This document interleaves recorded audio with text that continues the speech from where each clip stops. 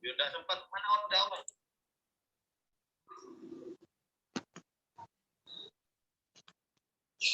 Baik, Assalamualaikum warahmatullahi wabarakatuh. Perkenalkan kami dari kelompok 1 makalah anak. Di sini kami akan membahas mengenai asuhan keperawatan pada klien neonatus dengan respiratory distress syndrome atau RDS. Baik, langsung saja next.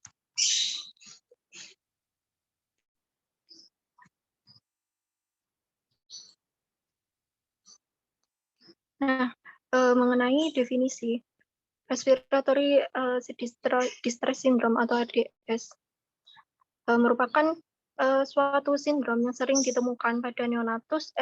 RDS juga merupakan gangguan pernapasan yang paling umum yang mengenai bayi preterm atau kurang bulan, serta penyebab utama morbiditas dan mortalitas pada bayi preterm. Pada RDS ini biasanya terjadi kesulitan karena disfungsi pernafasan pada neonatus yang disebabkan oleh beberapa hal pada masa maternal, yaitu seperti riwayat penyakit pada ibu seperti hipertensi, kemudian juga diabetes, kemudian masa fetal, dan seperti bayi lahir prematur serta kelahiran ganda. Kemudian juga masa persalinan seperti kehilangan darah yang berlebih, postmaturitas, kemudian SC, dan juga masa neonatal dikarenakan infeksi serta asfiksia neonatum. Sindrom gagal nafas ini merupakan gangguan yang berhubungan dengan keterlambatan paru-paru pada bayi yang lahir prematur karena paru-parunya masih dalam perkembangan, jadi belum matur begitu. Nah, sehingga tidak adekuatnya jumlah surfaktan dalam paru. Selanjutnya mengenai klasifikasi, jadi berbicara terkait dengan RDS ini berhubungan dengan penyakit gawat napas lainnya pada bayi, misalnya seperti TTN atau transit dyspnea of the newborn, termasuk suatu kondisi gawat napas pada bayi aterm. Gangguan ini terjadi segera setelah kelahiran karena bayi gagal membersihkan jalan nafas dan juga cairan paru dalam mukus, sehingga paru-paru tidak dapat berfungsi secara normal, sehingga terjadilah dyspnea. Faktor risiko terjadinya TTN ini bisa karena riwayat SC, kemudian makrosomia, partus lama, dan juga bayi laki-laki serta ibu yang mendapatkan sedasi berlebih, serta Apgar skor yang kurang dari 7 pada menit pertama. Kemudian untuk MAS atau Mesional Aspiration Syndrome, ini merupakan gangguan napas pada bayi yang disebabkan karena aspirasi mekonium oleh fetus intrauterus selama proses persalinan. Jadi saat bayi menghirup mekonium ini, maka bisa menyebabkan obstruksi serta reaksi inflamasi pada saluran nafasnya. Kemudian untuk pneumonia neonatal, nah ini adalah gangguan pernafasan akibat peradangan paru-paru yang terjadi pada bayi baru lahir. Paparan bakteri ke dalam cairan ketuban dapat menyebabkan pneumonia bawaan ataupun infeksi atau sepsis. Penjelasan mengenai manifestinya bisa seperti pada saat sebelum persalinan ini terjadi gawat janin atau juga takikardia. Kemudian pada saat kelahiran terjadi asfiksia perinatal. Kemudian pada saat kelahiran bisa jadi terjadinya gawat pernafasan atau shock. Kemudian beberapa gejala lainnya seperti sesak pada bayi, gawat nafas, dan juga hasil ronsen dada yang menunjukkan infiltrat. Kemudian untuk apnea, ini merupakan suatu kondisi berhentinya pernafasan pada bayi yang disertai dengan bradikardia atau sianosis yang lebih dari 20 detik. Nah, pada apnea ini dalam waktu 24 jam setelah persalinan biasanya ada dasar patologisnya. Nah, sedangkan AMNIU setelah 3 hari dan tidak ada patologi lainnya dapat diklasifikasikan sebagai AMNIU of prematurity. Kemudian beberapa faktor resikonya adalah misal kondisi hipotermia, hipoglikemia, kemudian anemia, hipovolemia, aspirasi penyakit jantung, penyakit paru, obstruksi saluran nafas, serta mungkin kelainan syaraf. Kemudian next. Mengenai penjelasan etiologi dari RDS. Nah, beberapa etiologi dari penyakit RDS ini menurut Suryadi dan Yuliani tahun 2010 dijelaskan bahwa ada beberapa etiologi yang dimungkinkan. Yang pertama ada ketidakmampuan paru untuk mengembang dan alveoli terbuka. Kemudian alveoli yang masih kecil sehingga mengalami kesulitan berkembang dan juga pengembangan kurang sempurna. Fungsi surfaktan untuk menjaga agar kantong alveoli tetap berkembang dan berisi udara. Sehingga pada bayi prematur di mana surfaktan masih belum berkembang menyebabkan daya berkembang paru atau alveolusnya itu mengalami kolaps sehingga gangguan pertukaran gasnya itu terganggu. Jadi alveolus yang terbuka ini akan susah kembali untuk menutup karena tidak adekuatnya kandungan surfaktan. Kemudian untuk membran hialin berisi debris dari sel yang nekrosis yang ditangkap dalam protein ekus filtrat serum atau saringan serum protein divergosit oleh makrofag. Kemudian ada juga penyebab lainnya seperti bayi kurang dari 2.500 gram, kemudian juga adanya kelainan di luar paru. Kelainan dalam paru kelainan di luar maupun di dalam paru. Nah, kelainan di dalam paru yang menunjukkan sindrom ini ada misalnya pneumotorak atau pneumomediastinum, kemudian juga penyakit membran hialin atau PMH. Nah, kemudian juga ada bayi prematur atau kurang bulan diakibatkan oleh kurangnya produksi surfaktan. Nah, seperti yang tadi dijelaskan, jadi produksi surfaktan ini jadi produksi surfaktan ini dimulai saat kehamilan minggu kedua. Nah, semakin muda usia kehamilan, maka semakin besar pula kemungkinan terjadi ADS. Jadi misalkan bayi ini lahir terlalu muda, terlalu lebih cepat dari yang diperkirakan, maka risiko terjadinya ADS ini semakin besar. Baik, next. Kemudian mengenai epidemiologi dari penyakit RDS.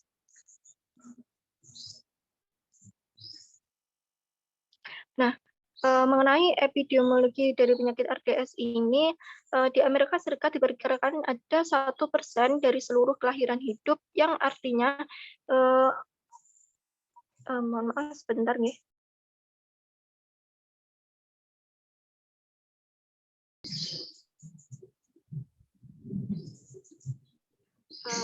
Baik, saya lanjutkan. Di sini saya akan menjelaskan mengenai epidemiologi. Jadi di negara maju RDS ini terjadi pada 0,3 sampai 1% kelahiran hidup dan merupakan 15 sampai 20% penyebab kematian neonatus.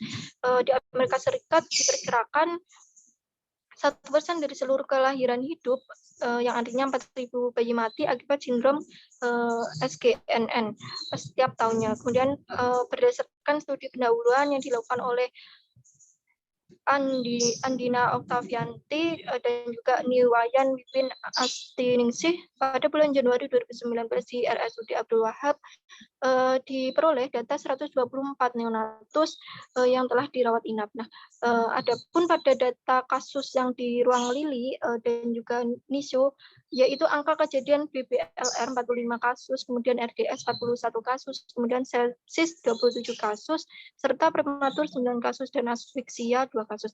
Pada bulan Januari 2019 ini total neonatus yang dirawat di Lili dan NISU ini ada 19 neonatus, di mana 13 neonatus ini mengalami RDS. Nah, di Indonesia sekitar 2/3 kematian pada bayi terjadi pada masa neonatal atau 28 hari pertama kehidupan. Nah, pada tahun 2011 terdapat 29,24 per 1.000 kelahiran hidup, menunjukkan angka yang menurun dari tahun sebelumnya yang sebesar 29,99 per 1.000 kelahiran hidup. Sedangkan target MDGs tahun 2015 yaitu sebesar 23 per 1.000 kelahiran hidup. Nah, ini menunjukkan belum tercapai tujuan MDGs dan masih tinggi angka kematian bayi di Indonesia. Baik, selanjutnya mengenai patofisiologi dari penyakit RDS. Nah, jadi RDS ini dapat terjadi akibat adanya atau kurangnya komponen surfaktan. Nah, surfaktan ini adalah suatu kompleks lipoprotein yang merupakan bagian dari permukaan yang ada di alveoli. Nah, kegunaan dari surfaktan ini adalah untuk mencegah terjadinya kolaps yang seperti yang tadi saya jelaskan. Jadi mencegah terjadinya kolaps pada alveolus. Nah, mengenai patofisiologi ini menurut dari Siti NJ tahun 2017 menjelaskan bahwa pada bayi dengan sindrom gangguan nafas ini di mana adanya ketidakmampuan paru untuk mengembang dan alveoli terbuka karena belum maturnya itu. Kemudian sindrom gangguan nafas ini yang belum imatur menyebabkan gagal pernafasan karena dinding dada karena dinding dada dan paru-parunya masih belum matang. Kemudian juga pada bayi dengan sindrom gangguan nafas disebabkan oleh menurunnya jumlah surfaktan. Dengan demikian menimbulkan ketidakmampuan alveoli untuk ekspansi atau mengembang.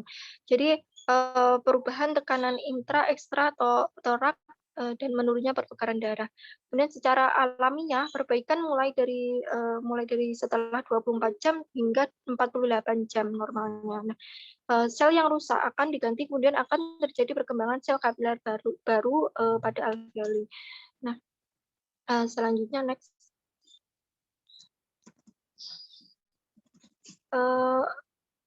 Terkait dengan manifestasi klinik.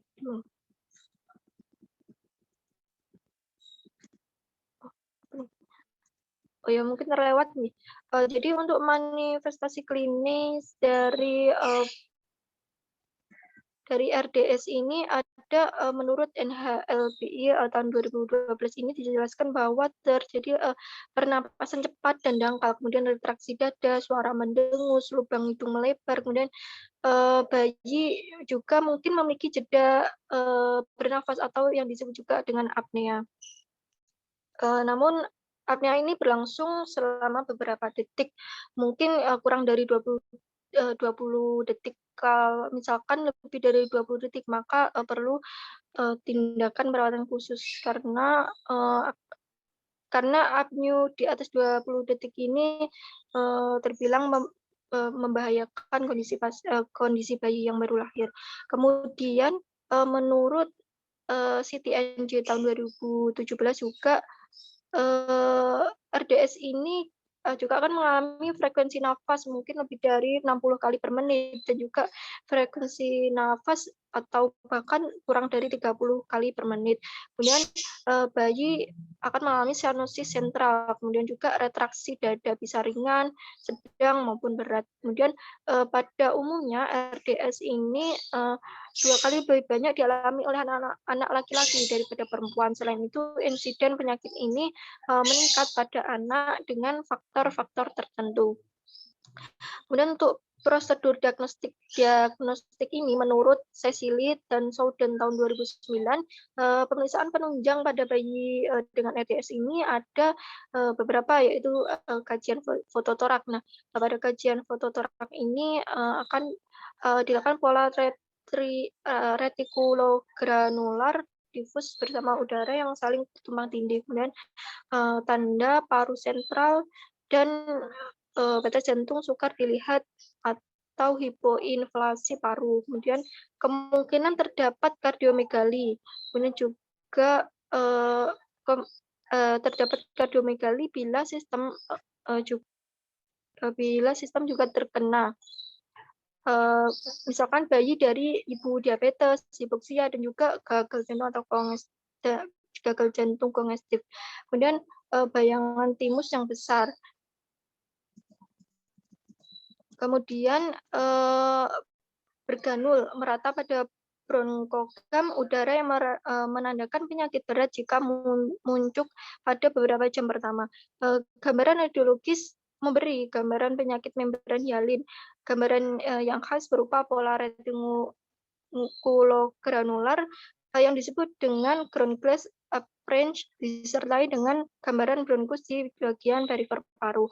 Kemudian gas darah arteri hipoksia dengan asidosis respiratorik dan atau metabolik. Nah,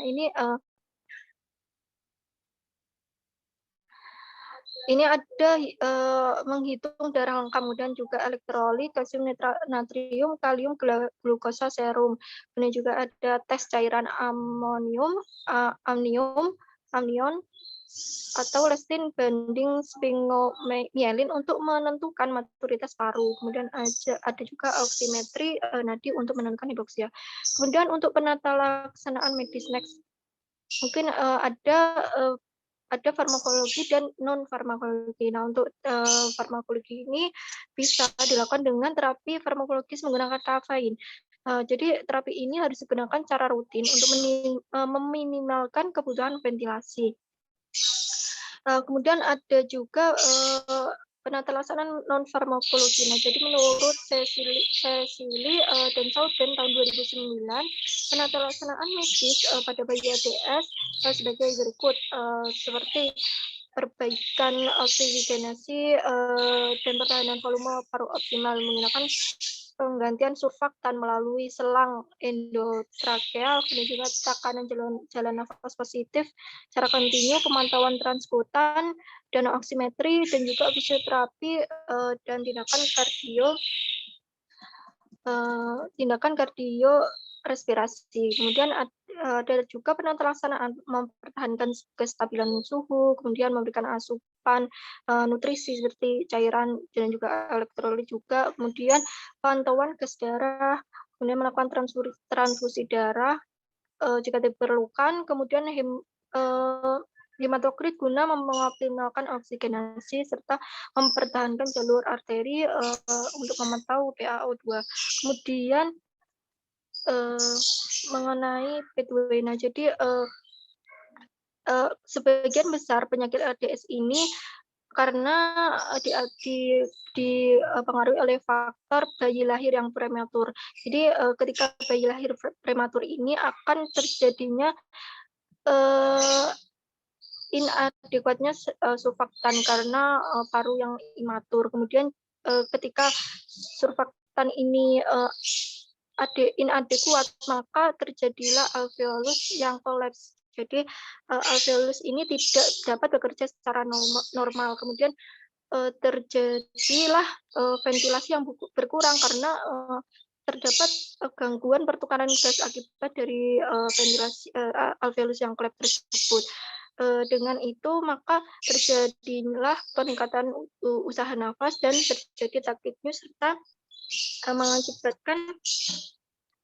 mengakibatkan pola nafas tidak efektif.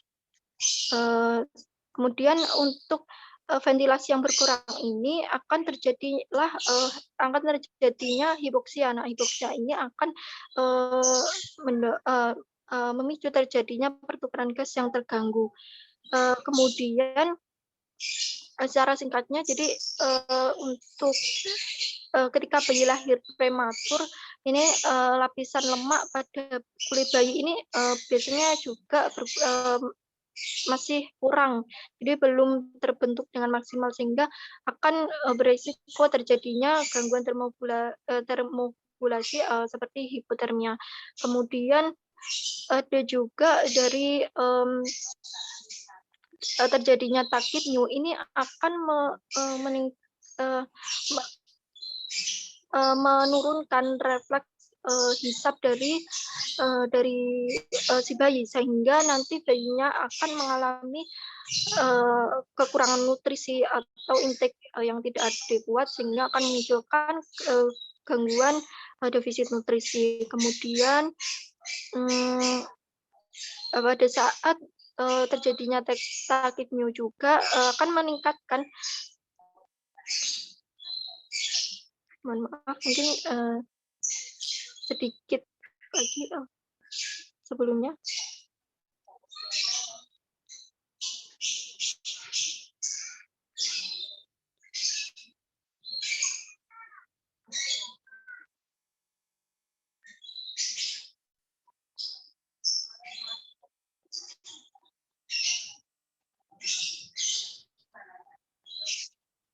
Oke, Jamal. Baik, di sini saya akan melanjutkan mengenai jadi tadi ketika terjadinya takipneu maka akan meningkatkan maka akan meningkatkan terjadinya penguapan, sehingga akan bayi ini akan mengalami kekurangan cairan, sehingga akan mengakibatkan terjadinya resiko kekurangan volume cairan. Kemudian sudah mungkin itu saja terkait dengan pathway dari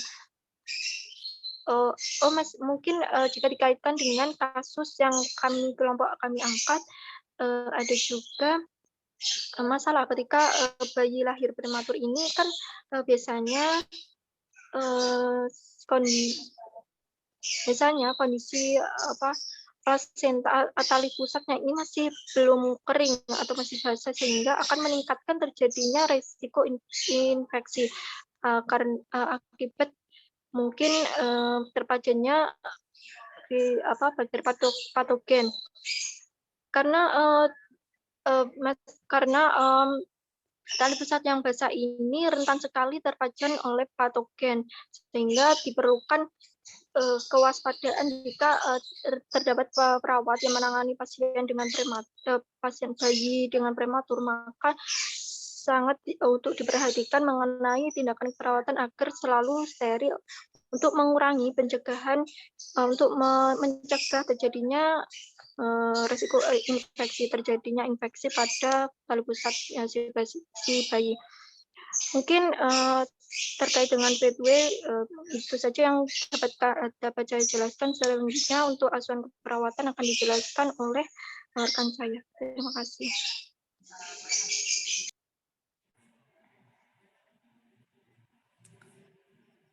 Geser.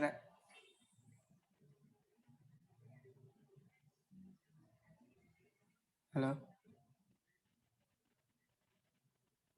Oke, selanjutnya adalah asuhan keperawatannya, yaitu pada kasus tanggal 29/2019 di RSUD Profesor Dr. WZ Mohanas Kupang dilakukan pengkajian terhadap pasien. Perempuan atas nama bayi A yang berusia saja dilahirkan dan berumur 3 hari. Pasien mengalami kerusakan di rumah HCU dengan indikasi denyut jantung bayi cepat dan diagnosa medis mengenakan RSUD dengan ini riwayat bayi apabila sore 4/7 dengan usia gestasi 3,4 minggu. Berat badan lahir sebelumnya itu adalah 2.700 gram dan PB 47 cm dan LK sama dengan LK-nya 33 cm dan LP-nya 32 cm. Pemeriksaan TTV nadi yaitu 160 kali per menit. Suhunya adalah 35,5 derajat Celcius dan pernapasan sama dengan 60 kali per menit. Suhu lingkungan ber-AC, persalinan tidak ada, aspirasi molekulnya tidak ada, dan tidak ada pilitan tali pusat. Oke, next.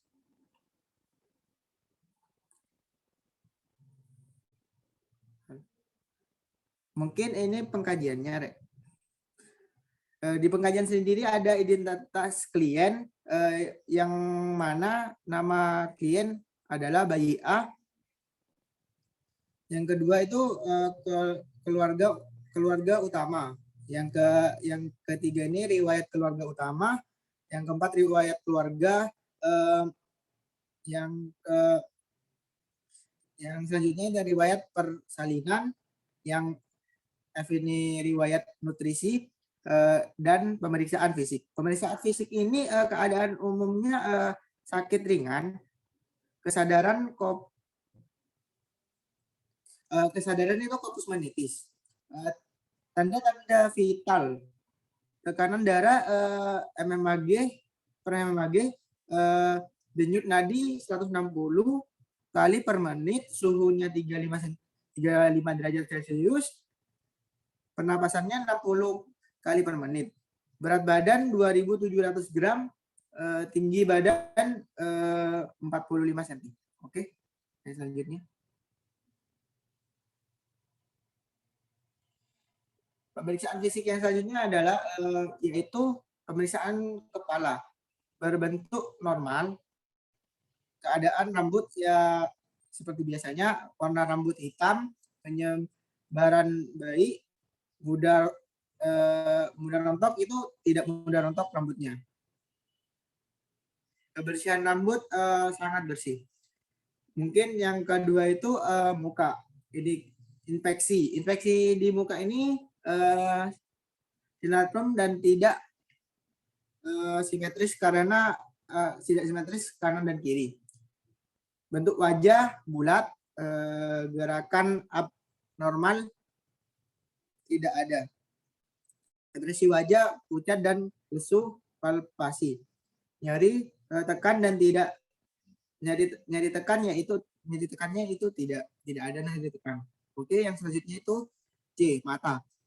Di mata sendiri ini hampir semuanya tidak ya, kayak palpebra sama secara itu tidak terjadinya tidak adanya edema dan tidak adanya histerum. Kemudian yang selanjutnya itu di bagian hidung, dan hidung ini diinfeksi, posisi hidung simetris dan bentuk hidung normal.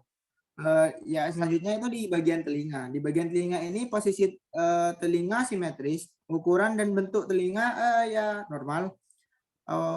Yang kemudian lubang telinga bersih, dan pemakaian alat bantu tidak palpasi, nyeri, tekan, dan tidak ada. Oke, yang selanjutnya.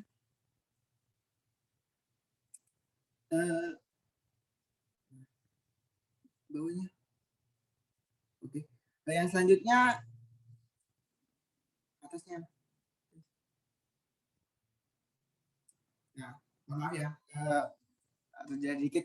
Yang selanjutnya adalah mulut.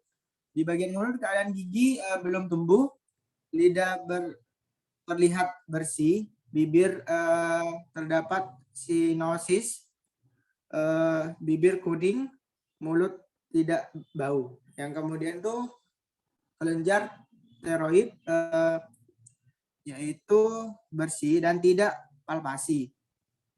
Kemudian denyut jantung, di bagian jantung ini nya tidak teraba, dan pembesaran jantung tidak ada. Yang selanjutnya ini abdomen. Yang di abdomen ini meliputi inspeksi. Infeksi membuncit, yaitu perutnya membuncit tidak, dan ada luka, yaitu tidak ada luka. Yang terakhir ini, yang terakhir adalah genitalia dan anus. Bentuk kelamin normal dan tidak ada odema dan massa. Oke, next.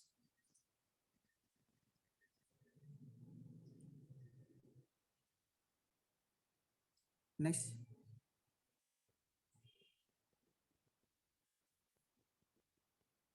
Kelewat.